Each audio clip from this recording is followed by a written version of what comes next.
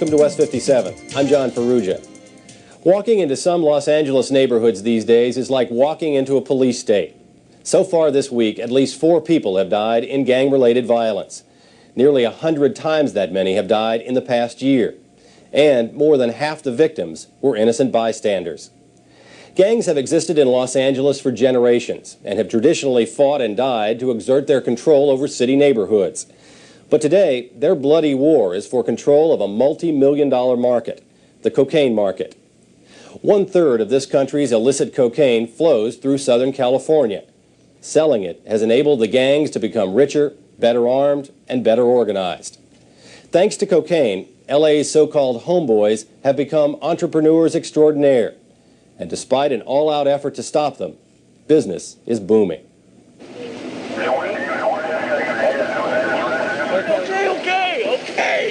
Okay. That's not necessary, man. Run to the car. Where are you guys on your way to? That's him. Except for he doesn't have his hat with him. Did you know Twin? Yeah. The one that got shot right back there? Yeah. You know him? Police estimate that there are now as many as 600 street gangs in Los Angeles County and 70,000 gang members. Most loosely identify themselves with the Crips, who wear blue, or the Bloods, who wear red. We take them to jail for anything and everything we can. It more or less prevents that particular guy from getting into anything, and it kind of keeps the other guys off the street for a while, but never would I say keeps a lid on it. How many homeboys have been killed in the last year or so from T-Flats? Less than a year, like 5. Is that right? What's the youngest person to get killed from your neighborhood? Munchie, little bird. Munchie? Yeah. You get killed up on Shower? Yeah, he was only 14. Where were you when you got shot? Where were you when you got shot? He was in the garage. Okay, here they are. They're going to be taken into the ambulance. This gang member and 2 buddies were smoking crack cocaine in a garage when a rival gang drove up and shot them. 20 minutes after these pictures were taken, Lorenzo Crosby was dead. Gang banging nowadays is way dangerous. Killing and shooting, and mothers getting took out, and brothers and sisters get killed. Ride by shooting, innocent bystanders get killed. Charles Grimes, whose street name is Rock, joined a gang when he was 12 years old. Now, at age 20, he's in jail. Have you ever been the shooter in a drive-by shooting? Yes, I have. People get hurt? I don't know. You don't stand to watch to find out.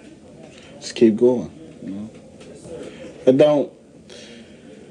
Some people it bother.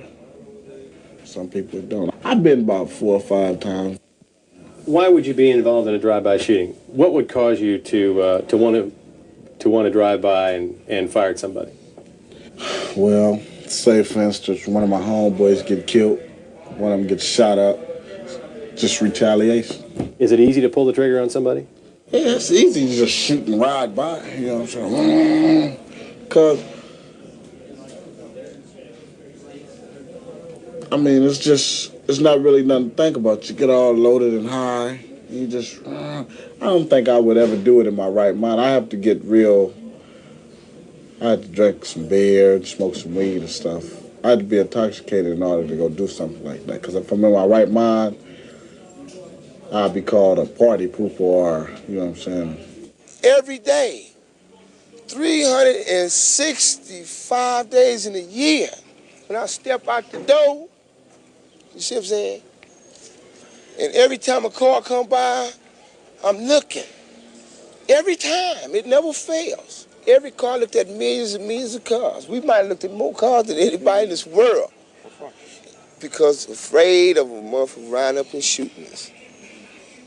You have to feel that way. If you don't live long around here. It's like we preparing ourselves to like die. Harvey is a Crip gang leader from Compton, California. And there go my brother right there. Police now consider black gangs the most powerful and the most dangerous. Most teenagers still join gangs for social status or protection. They are known not just by their colors, but by intricate graffiti and hand signs which they use to identify their gang set. El Capone was a Crip. El Capone was my father. Al Capone was a Crip. We all is living a life that's like chosen in a way, but it's like forced on us also. You understand me? As the tattoos on his arm document, these so-called homeboys are willing to die for their gang. Like the Bloods, them the rival gang. They choose to use the right to come over here and murder us in our own neighborhood.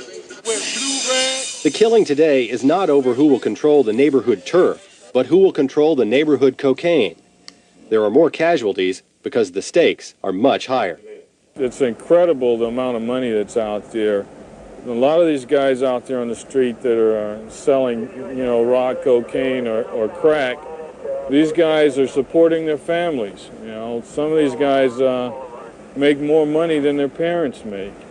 Eddie Allen is with Operation Safe Streets, a special unit of the Sheriff's Department that patrols gang neighborhoods in Los Angeles County.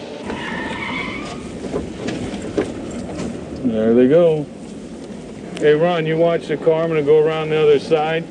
You the guy who ran the other night? No, it wasn't you. A lot of people on the street carrying beepers. You see a lot of people carrying beepers. My brother's a doctor. Your brother's a doctor, huh? Yeah, okay. Doctor what? Crack doctor? Kids as young as 12 years old carry beepers. They're connected to drug dealers with mobile phones who call them to make deliveries of crack cocaine. The dealers know that even if these kids are busted, they won't get any jail time because they're minors. Today, there's not a black gang in the city or the county that's not involved in narcotics. So, it's hand in hand. When the narcotics dealers set up, they just can't come into the area and start selling narcotics because the gang members won't allow it. They have to cut them in. And by having gang members there, that gives the narcotic dealer an organization that's already set up to do business. You know why you're doing this? No? I know why, but I wish not to even talk about it. What began as a disorganized crime network has quickly mushroomed into one of the most successful businesses in America. Last year alone, the Los Angeles Police Department confiscated more than 13,000 pounds of cocaine, with a street value estimated at more than $1.8 billion. And that's only a fraction of what's on the street. There are people that are fronting huge amounts of money. I'm talking about millions of dollars. Lieutenant Bob Rukoff is head of criminal intelligence with the Los Angeles Police Department's CRASH program, a program to suppress gang activity in the city. I'm talking about a lot of people that are running around out there with sophisticated weapons that are providing security and protection for the money and the narcotics that's out there on the street. I'm talking about exporting this trafficking not just throughout LA County or even Southern California, but all over the western half of the country. I'm talking about laundering money, investing it in a legitimate business to cover up the fact that it's been obtained illicitly, and moving tons of cocaine. And if that's not organized crime, then I'm not a cop. Organized or not, like any other growing business, the gangs are now searching for new markets. I heard a lot about Seattle, so I thought I'd take a trip out there and see how it was. LA has too much competition, You got drug wars, you got gang wars, you got robberies, you got murders, you got all type of things happening. So you want to get away from all of that and try to go way out somewhere where you might not see so many LA people. So Rock moved into this Seattle neighborhood, right behind a popular night spot that has since been busted with 5 kilos of cocaine. I've seen that you can make easily money up there quicker than LA, without less of a problem. People come up from California gangs, usually Bloods and Crips. And what happens is they will come in and they will find out who the local narcotics dealers are, who's selling rock in any given area. And when they do that, they'll muscle their way in. They'll just come in and they'll tell them, you're going to sell our dope, or you're not going to sell any. Detective Tim Perry is with the Seattle Police Department's Narcotics Division. There's been several instances where they've shot the places up to reinforce what they're saying, to get the other people in line, and then they will supply these places with their cocaine, their rock cocaine.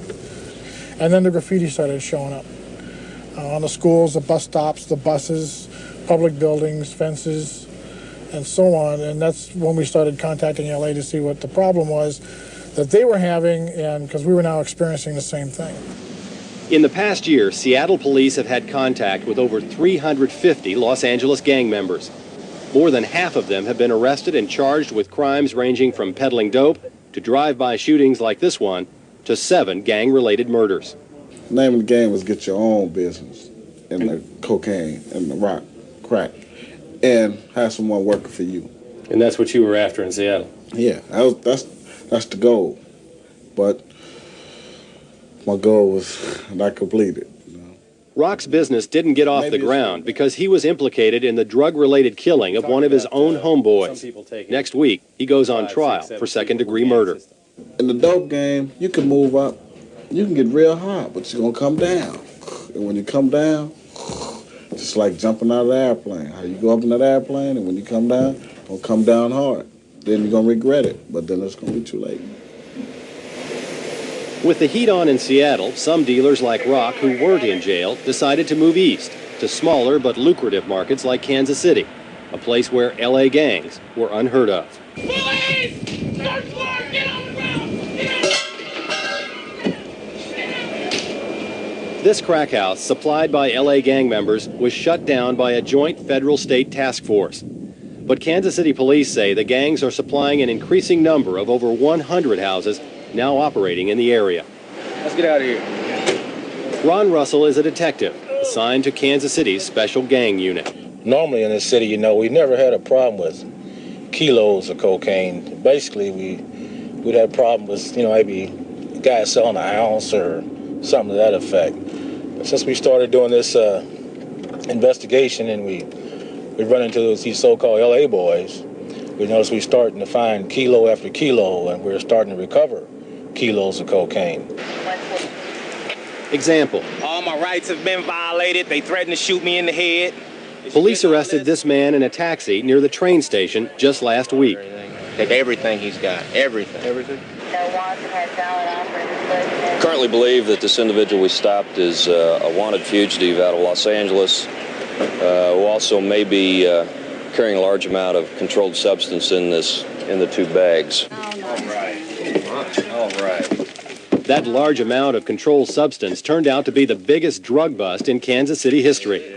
10 kilos of cocaine worth over $1 million on the street. Oh, look at that crack.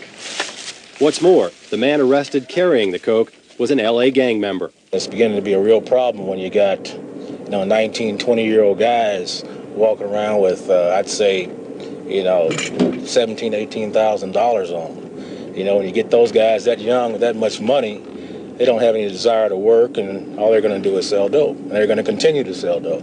What's really hurt us is that they're starting to deal at the schools, they're starting to sell at the schools. It's not unusual at all to stop a 12 or 13-year-old kid, 14-year-old kid with $1,000 on him. That kind of money and what it buys has made places like Southeast High School a target for recruiting. My brother hang around the Crips, and he supposed to be a Kansas City Crip, and they trying to get Kansas City boys to join that group. I'm a Crip. Some of the ones that got here I grew up with. That's what it really is right there. It's not a lot of LA people that left LA that came here. It's a lot of people that left here that went to visit LA and liked it and got into it and came back. Since the so-called LA boys hit town, beepers are now the status symbol among many Kansas City kids. The reason why I want the beepers because I seen everybody else, wearing a beeper, and I was like, oh wow, those are neat. And I hear a little beeper go off, and then somebody said, well, those beepers, some of them are for cocaine dealers. I said, well, Not only is cocaine making inroads into schools and wasting individual lives, but it's also destroying families. And all of a sudden, this guy from L.A. came, and my 16-year-old, she got hooked up with him, and it found out that he was a drug dealer. Of all the stories one hears when talking about the gangs, Helen Stevenson's may be one of the saddest. He's from L.A. What I think he did is used her, because for a while she was just holding his money. And all of a sudden, she started selling drugs. Her 16-year-old daughter and 18-year-old son became friendly with members of an L.A. drug gang. Before she knew what hit her, they had opened up a crack house in her East Kansas City home. It started when she was away at work during her 4 to midnight shift, but eventually it turned into a round-the-clock operation. It got to the point where I was scared to answer the door. If I didn't answer the door, they'd probably think it was drugs in there and they'd break in and get the drugs. And if I did answer the door, there's a chance that I could get hurt by answering the door and tell them I didn't have it. What if you didn't go along? What if you tried to kick them out of your house? What would happen? I've already done that. I got threats. That's why my family is broke up. So they've literally driven you out of your house? Yes, they drove me out of my house. Do you have any idea how much they were selling out of your house? A lot. I think they're still doing drugs out of it every now and then. People that are doing drugs are using it as a place to sleep. The neighborhood is going down. 3 or 4 drug houses in the neighborhood. They just move them all around. What's happened to your daughter? Where is she now?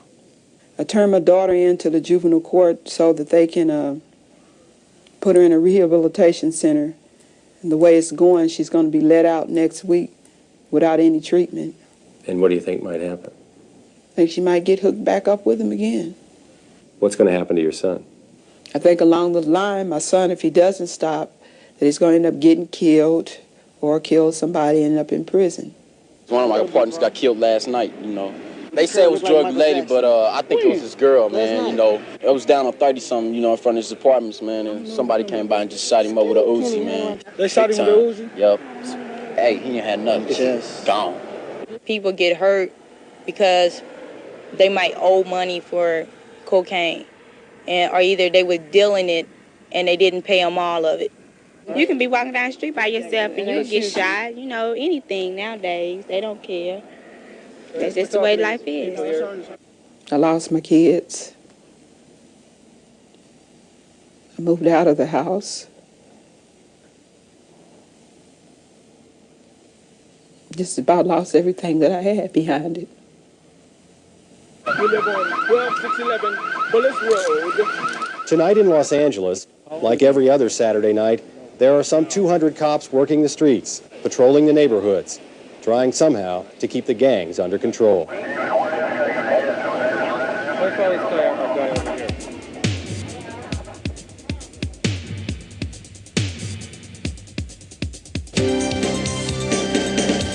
We'll be back with more of West 57th after this.